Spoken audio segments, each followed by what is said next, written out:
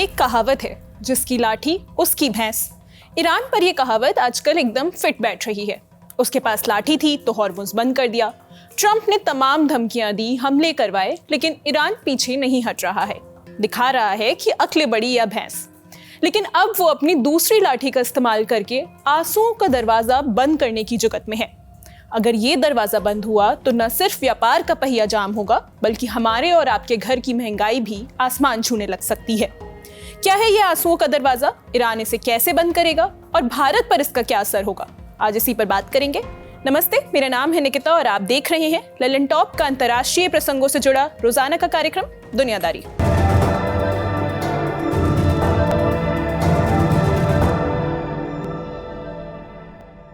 America और Iran के बीच cease fire के बाद दोबारा जंग छिड़े 6 दिन हो चुके हैं। 16 जुलाई की रात अमेरिका ने एक बार फिर से भारत के निवेश वाले चाबहार पोर्ट को निशाना बनाया। हमले में पोर्ट के कंट्रोल टावर को नुकसान पहुंचा है। अमेरिकी सेंट्रल कमांड सेंटकॉम ने बताया कि फाइटर जेट्स, ड्रोन्स और युद्धपोतों से ईरान के कई सैन्य ठिकानों पर हमला किया गया। ईरान पर दबाव बढ़ाने के लिए अमेरिका ने अब उसकी सिविलियन इंफ्रास्ट्रक्चर पर भी हमला शुरू कर दिया है। बीबीसी की माने तो अमेरिका ने ईरान में पुल, रेलवे स्टेशन और एयरपोर्ट को भी निशाना बनाया है। बंदर अब्बास के पश्चिम में मौजूद एक पुल पर बमबारी की खबरें सामने आई हैं। ईरान ने भी इन हमलों के जवाब में कुवैत, जॉर्डन, सीरिया और ओमान में अमेरिकी मिलिट्री बेसिस पर अटैक किए। ईरान की Islamic revolutionary guard core IRGC ने दावा किया कि उसके हमले में जॉर्डन में तैनात अमेरिकी लड़ाकू विमान तबाह हो गए। वहीं कुवैत ने आरोप लगाया कि ईरान ने उसके एक बिजली उत्पादन और समुद्र पानी को मीठा बनाने वाले डीसैलिनेशन प्लांट पर हमला किया। इससे प्लांट में आग लग गई और बिजली बनाती कई यूनिट्स को नुकसान पहुंचा है। अमेरिका और ईरान के बीच जंग जितनी ज्यादा खिंचती जा रही है, इसका दायरा बढ़ने का डर भी उतना ही गहराता जा रहा है। खबर है कि अब हॉर्मुज़ के बाद ईरान एक और अहम समुद्री रास्ते को बंद करने की प्लानिंग कर रहा है। ब्रिटिश न्यूज एजेंसी रॉयटर्स की माने तो ईरान ने यमन में मौजूद हूती विद्रोहियों को लाल सागर पर हमला करने के लिए तैयार रहने को कहा है। अगर अमेरिका ने ईरान के पावर इंफ्रास्ट्रक्चर पर अटैक किया तो हूती विद्रोही लाल सागर बंद कर देंगे। यमन के लाल सागर तट के ज्यादातर हिस्से पर हूती विद्रोहियों का कब्जा है और उन्हें ईरान से समर्थन मिलता है। वे ईरान के कहने पर इस रास्ते को ब्लॉक करने की क्षमता रखते हैं। रिपोर्ट्स के मुताबिक ईरान के हुक्मरानों ने चर्चा के बाद हूतियों तक मैसेज पहुंचा भी दिया है। हूती विद्रोहियों के करीबी सूत्र ने बताया कि संगठन ने समुद्री जहाजों पर हमले की पूरी तैयारी कर ली है। इसके लिए बाब अल मंदेब स्ट्रेट के आसपास मिसाइलें और ड्रोन्स पहले से ही तैनात कर दी गई हैं।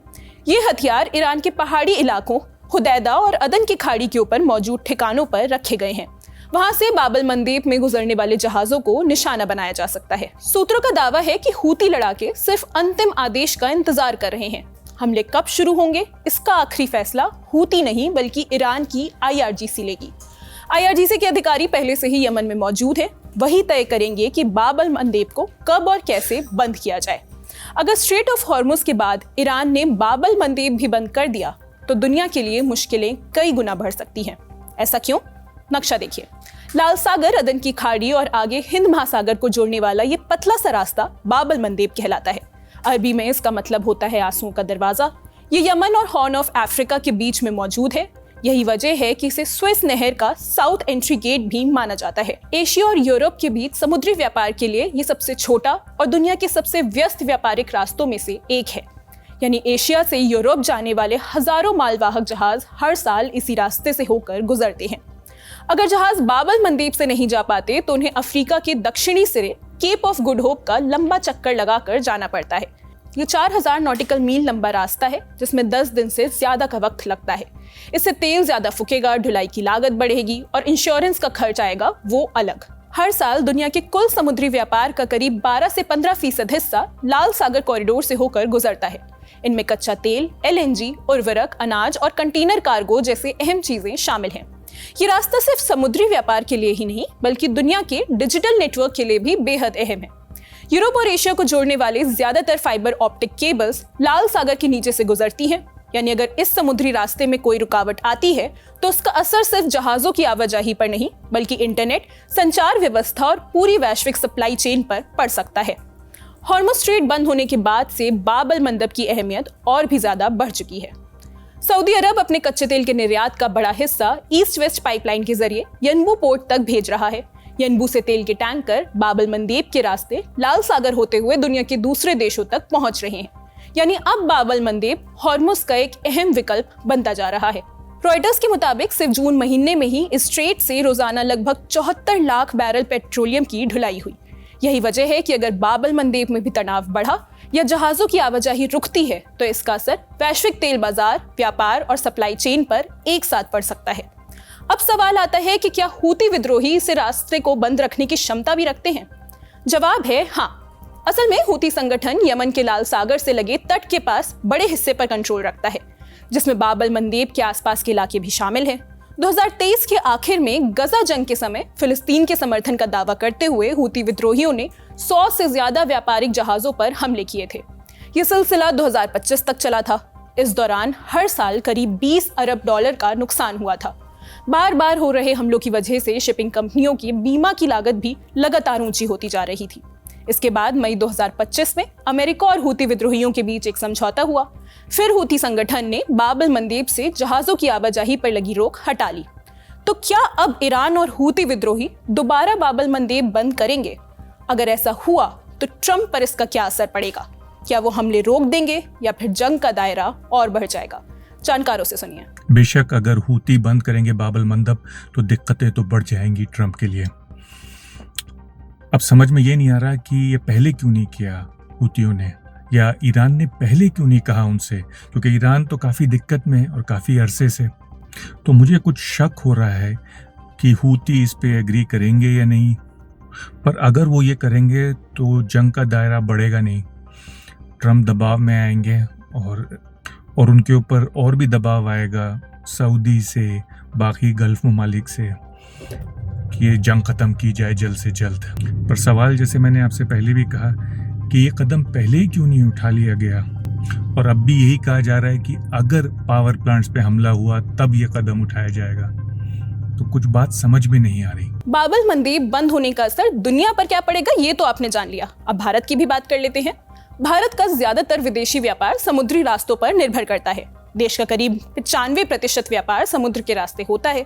इसी वजह से लाल सागर कॉरिडोर भारत के लिए बेहद अहम बन जाता है। अगर भारत को यूरोप, उत्तर अमेरिका, उत्तर अफ्रीका और पश्चिमी एशिया में अपना सामान भेजना है तो उसके लिए बाब अल मंदेब का रास्ता ही सबसे मुफीद रास्ता माना जाता है।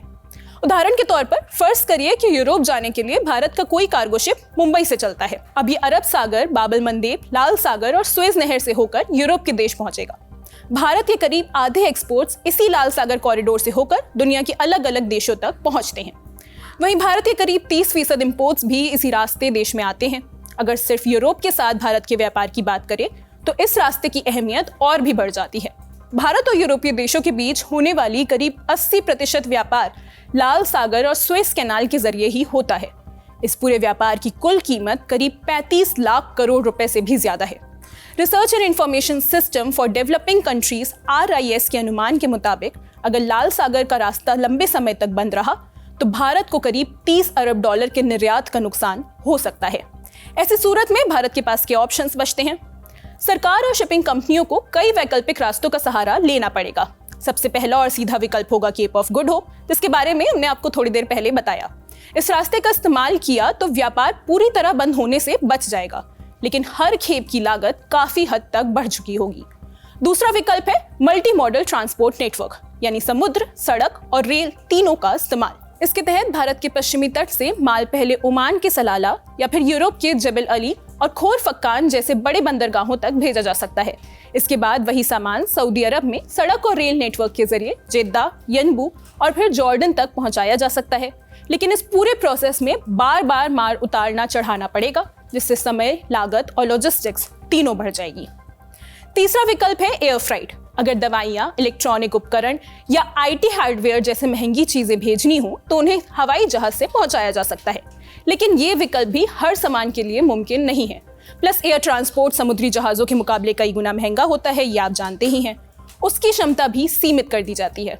यानी अगर लाल सागर का रास्ता लंबे समय तक बंद रहता है तो भारत के पास विकल्प तो होंगे, लेकिन हर विकल्प या तो ज्यादा महंगा होगा या ज्यादा समय लेगा या फिर उतनी बड़ी मात्रा में माल ढो नहीं पाएगा जितना समुद्री रास्ते से मुमकिन है। तो फिर सबकी निगाहें एक बार फिर से ट्रंप और ईरान पर आ टिकी हैं। क्या इस वीकेंड दोनों देश वापस से बातचीत की मेज पर लौट पाएंगे या फिर दुनिया एक बार फिर से तेल और गैस की किल्लत के लिए कमर कसेगी? जो भी होगा हम आपको बताते रहेंगे। बड़ी खबर यहीं तक, अब सुर्खियों की बारी। एंडी बर्नहैम ब्रिटेन के सत्ताधारी लेबर पार्टी के नए लीडर बन गए हैं। 17 जुलाई को सेंट्रल लंदन में पार्टी की कॉन्फ्रेंस में औपचारिक तौर से उनका नाम अनाउंस हुआ। यानी अब ये भी साफ है कि एंडी बर्नहैम ही यूके के नए प्रधानमंत्री बनेंगे। ब्रिटिश मीडिया बीबीसी के मुताबिक बर्नहैम सोमवार 20 जुलाई को किंग चार्ल्स से मिलने के बाद प्रधानमंत्री पद का कार्यभार संभाल लेंगे। फिर वो प्रधानमंत्री निवास डाउनिंग स्ट्रीट के बाहर भाषण देंगे। उसके बाद अपनी कैबिनेट अपॉइंट करेंगे। बकौल बर्नहैम अभी उन्होंने तय नहीं किया है कि नई कैबिनेट में किसे रखेंगे। पार्टी का लीडर बनकर उन्होंने कहा कि वो उसे लीड करने के लिए पूरी तरह से तैयार है। मौजूदा पीएम कीर स्टारमर द्वारा खड़ी की गई नींव को वो और आगे ले जाएंगे।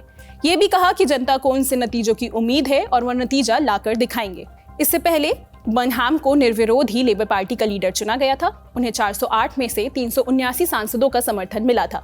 ऐसे में कोई और सांसद उन्हें चुनौती देने की स्थिति में ही नहीं था। बर्नहैम का ट्रेड यूनियनों का भी जबरदस्त समर्थन हासिल है। मौजूदा प्रधानमंत्री कीर स्टारमर ने जून में अपना पद छोड़ने का ऐलान किया था।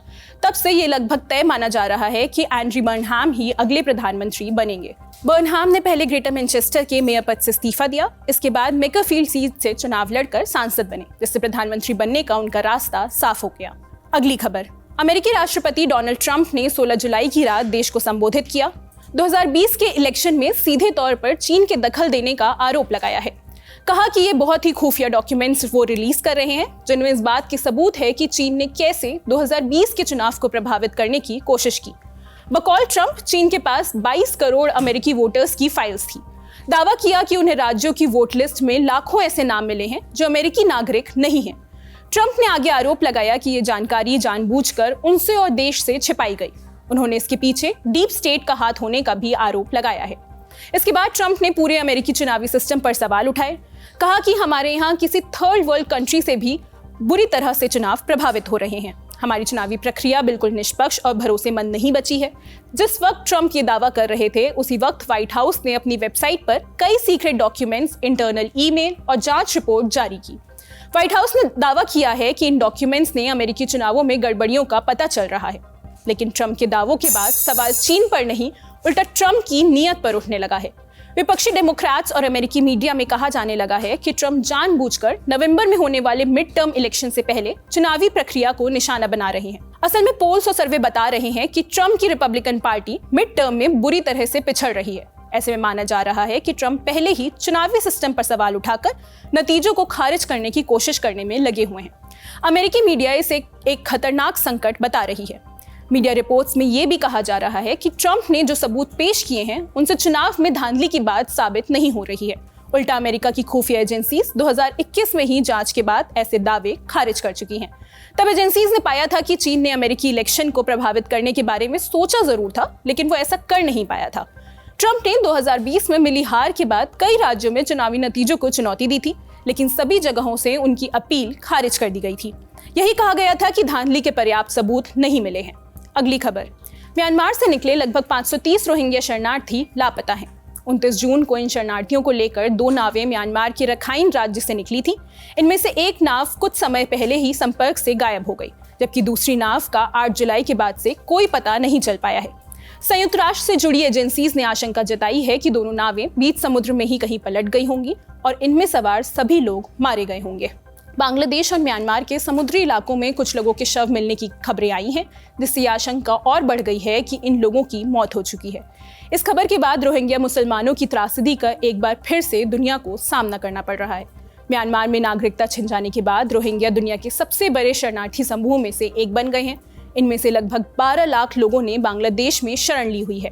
इसके अलावा जो लोग अभी भी म्यांमार में फंसे हुए हैं, वो अवैध रास्तों से मलेशिया और इंडोनेशिया जैसे देशों में भागने की कोशिश करते रहते हैं। ये अवैध रास्ते समुद्र से होकर जाते हैं और बेहद खतरनाक होते हैं। पुराने और खराब जहाजों में बंद करके इन लोगों को ले जाया जाता है।